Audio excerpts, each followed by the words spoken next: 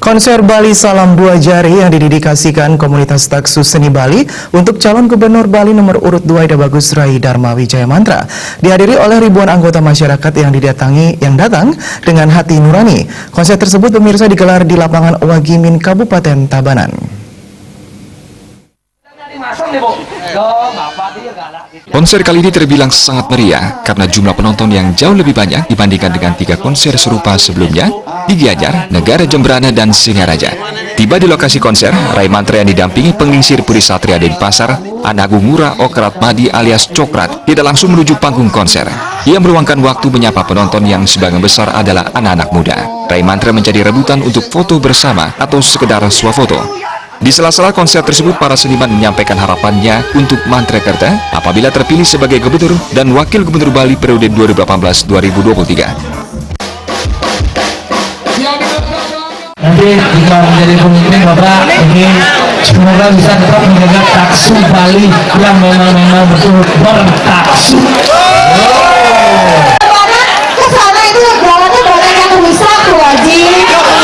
Itu aja sih mintanya kalau pulang kampung. Karena kalau saya dari pinggiran jalan mau ke desa saya itu rasanya lebih jauh daripada dari desa itu ke kabupaten kota. Saya berharap agar Bali itu bebas dari praktek korupsi. Bisa menginspirasi anak-anak muda Bali, khususnya kami seniman. Dan satu lagi permintaan kami, tolak reklamasi.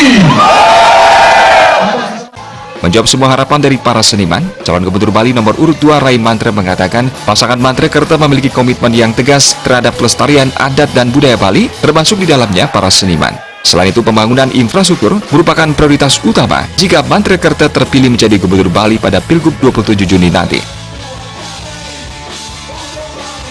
Pertama-tama saya mengucapkan terima kasih yang sebesar-besarnya kepada seluruh seniman yang telah mendukung konser Dua Jari.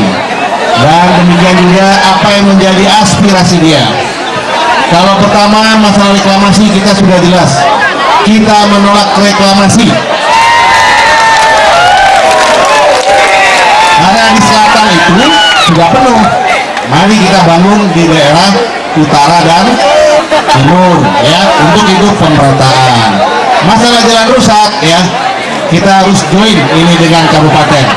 Infrastruktur ya, nanti kita prioritaskan untuk diperbaiki ya. Nah, terus sekarang masalah korupsi ya, jadi begini aja, nanti kalau memang ibu sudah terpilih kami menjadi gubernur dan wakil gubernur dengan Pak Sudi Kerta, kami akan bersedia untuk bekerja sama dengan Komisi Pemberantasan Korupsi.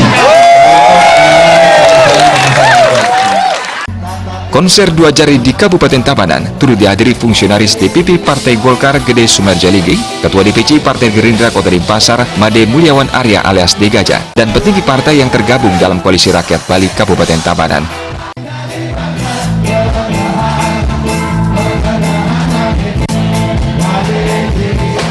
Joka Andika, Bali TV.